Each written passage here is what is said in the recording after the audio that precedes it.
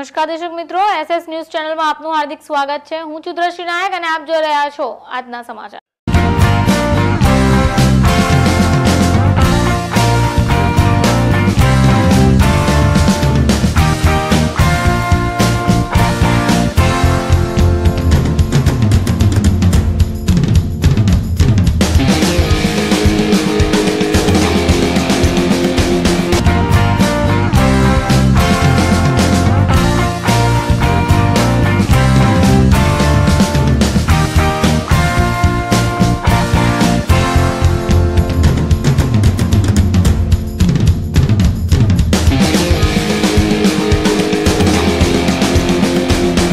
गुणवत्ता बाळकोનું પોષણ બાળકોમાં કોઈ નાના મોટા રોગો છે કે કેમ આ બધી ઝીણવટ ભરી અમે બારીકાઈથી નિરીક્ષણ કરતા કે બાળકનું શિક્ષણ કેવું છે।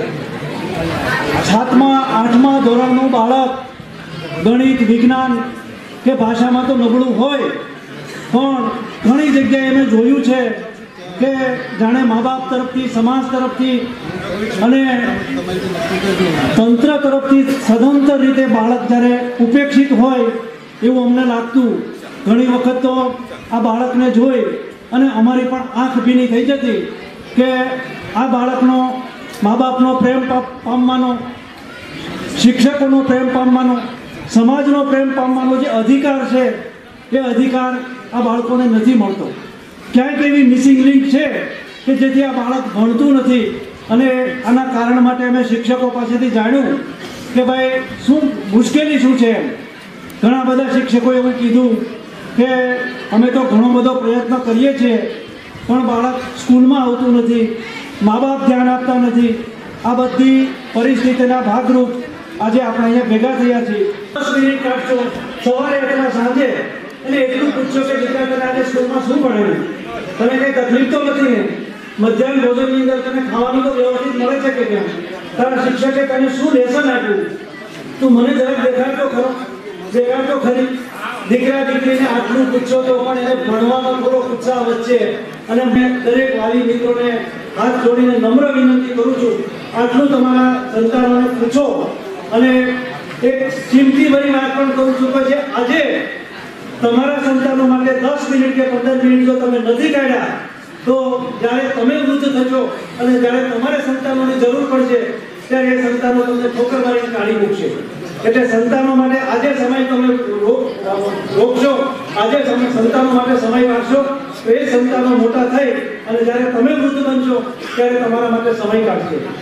શું તમે થોડો સમય કાઢી અને એના શિક્ષણ પાછળ ધ્યાન આપો। અસ્તુ ભારત માતા કી જય જય જય। મારા મન પર એક છબી ઉભરી આવી છે તો આજે એમની સાથે એવો એક સંવેદનશીલ કાર્યક્રમ ફરીથી કરવા માટે એની ઉપસ્થિત અહીંયા છે। તો આજે સાહેબને હું ખરેખર આપણે પ્રવેશોત્સવમાં સાહેબ મળ્યા હતા ને ત્યારે હમણાં જ જોયું કે એને કીધું કે સાહેબનો તો પરિચય નહોતો એટલે સાહેબનું નામ લેવાનું ભૂલી ગઈ હતી। એટલે આજે થોડું પ્રોટોકોલ પ્રમાણે સાહેબનો ટીડીઓ સાહેબનું નામ પહેલાં બોલવું જોઈએ। હું પહેલે ટીડીઓ સાહેબનું નામ બોલું, દેસાઈ સાહેબ। ટીડીઓ આટલું સુંદર આ કાર્યક્રમનો એક વિચાર આવો અને એ વિચારની સાથે તમને બધાને અહીંયા ઉપસ્થિત કરવા અને તમે બધા પણ તમારા પોતાના બાળકોને જે ઉત્સાહથી અહીંયા લઈને આવ્યા એનાથી વિશેષ અને એનાથી ગુરુ તો કશું જ ન હોઈ શકે। મારે ઘણું બધું કહેવું હતું પણ આ દીકરી ડિમ્પલ એ આવી અને એને એનું પોતાનું વક્તવ્ય આવ્યું। એ વક્તવ્ય આવ્યા પછી ખરેખર શૂન્ય મનસ્ક બની ગઈ છું કે મારે આગળ શું બોલવું। એક નાની દીકરી એની અભિવ્યક્તિ અને એને તૈયાર કરવા માટે એની પાછળ જે શિક્ષિકા બેન છે ખરેખર એ ખૂબ જ મારા માટે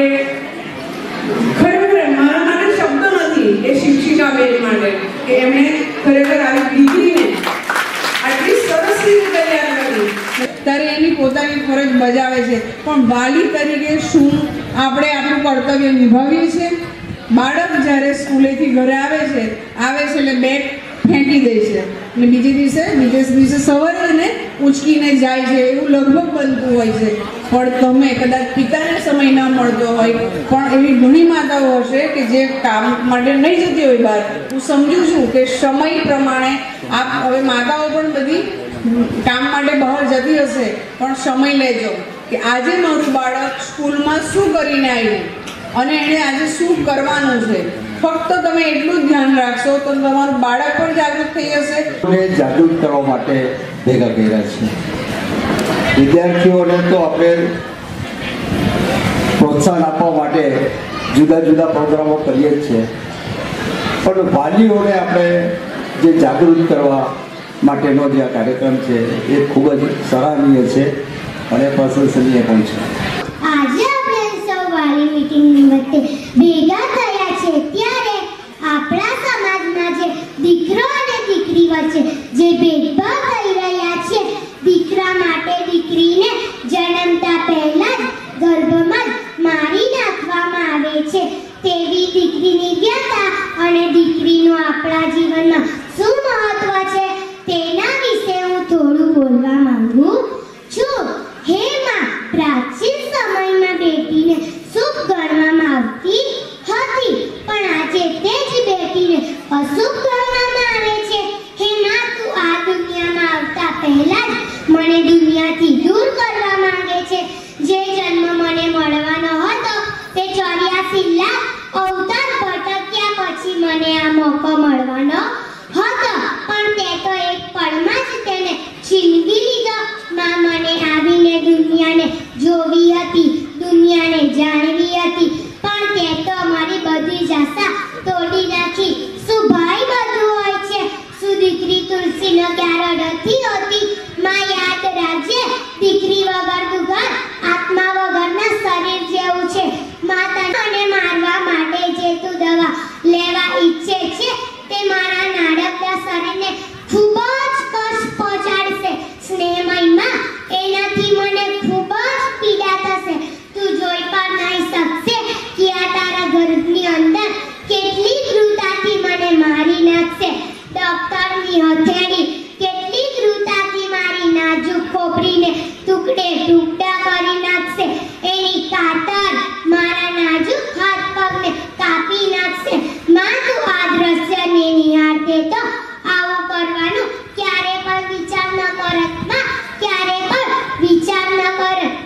માં, દવા તારા શરીરમાંથી એવી રીતે સરકાવી નાખશે કે ભીના હાથમાંથી સાબુની ગોટી સરકી જાય. ભગવાન, મારા માટે આવું ક્યારે પણ નહીં કરીશ. માં, ક્યારે પણ નહીં કરીશ. મારો તો હજી અવાજ પણ નથી નીકળતો. કહું તો કોને કહું અને કેવી રીતે કહું? માં, મને જન્મ લેવાની ખૂબ જ લાલસા છે. મને ભરી આકાશની છત નીચે જીવવાનો મોકો તો આ. મને ભગવાનની સૃષ્ટિ જોવા દે. હું તારી પુત્રી છું, હું તારી લાડકી રાજકુમારી છું. મને ઘરમાં આવવા દે. માં, ત્યારથી ન ઉડાડ. હું તારો પ્રેમ ઈચ્છું છું. માં, એક પુત્ર માટે એક માસૂમ પુત્રીને બલિ આપો એ કેટલી હદ સુધી યોગ્ય છે? આખરે મહાપાપ તારા અને તારા પુત્ર માથે જ જશે. નહીં નહીં, આવું ક્યારે ન થવા દેતી. માં, મારી પ્યારી માં, બસ હવે કૃપા કરી મને જન્મ લેવા દે. મને પુરુષ બનવાની આંધળી દોટમાં સ્ત્રી ગુણ હત્યામાં કઠોરતાનું કવચ ઓઢી દીધું છે. શું તને પોતાની શક્તિ ઉપરથી ભરોસો ઉઠવા લાગ્યો છે? શું તને પોતાની લાડકવાઈ બેટી પર ભરોસો નથી? જો તેવું જ હોય તો ધિક્કાર છે નારી શક્તિને, ધિક્કાર છે તેના માતૃત્વને અને ધિક્કાર છે તેના માતૃત્વને. કારણ કે હું માનું છું ત્યાં સુધી એક સ્ત્રીની મંજૂરી કે ઈચ્છા વગર કોઈ પણ ડોક્ટર કે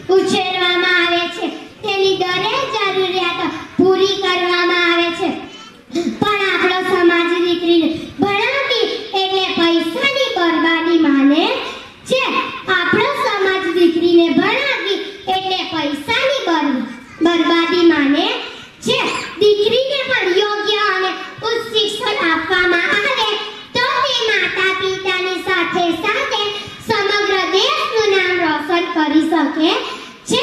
ગુજરાતના મુખ્યમંત્રી આનંદીબેન પટેલ બની શકતી હોય, જો દીકરી ઝાંસીની રાણી લક્ષ્મી બાઈ બની શકતી હોય તો યાદ રાખજો, દીકરી કઈ પણ કરી શકે છે. દીકરી કઈ પણ કરી શકે છે. આજે આપણા સમાજમાં, આપણા દેશનો કોઈ પણ પ્રદેશ સ્ત્રી ભ્રૂણ હત્યાથી બાકાત રહ્યો નથી. ત્યારે ગંભીર બાબત આપણે સમજી, આપણે સંકલ્પ કરીએ કે આપણે બધા મળીને દીકરીને બચાવીશું, બધા મળીને દીકરીને ભણાવીશું અને ખૂબ આગળ વધારીશું. અંતે આટલું જ કહીને વિરમું છું. અસ્તુ. જય હિન્દ, જય ભારત. આપણે પ્રાર્થના કરીએ કે આ દીકરીને ભવિષ્યમાં તો એક એનું ભવિષ્ય ઉજ્જવળ કરીએ. ખૂબ ખૂબ આભાર. અને આ વક્તવ્ય તૈયાર કરાવનાર શિક્ષકને પણ ખૂબ ખૂબ અભિનંદન. સરસ મજાનું સુંદર વક્તવ્ય તૈયાર કરાવ્યું છે. આ વક્તવ્ય તૈયાર કરનાર એમની આ વિનુબેનને વિનંતી અહીંયા આવી જાય. આ વિનુબેન ચૌધરી છે, આપણા પાડીગઢે પ્રાથમિક શાળાના ફૂલ રાજેશભાઈ.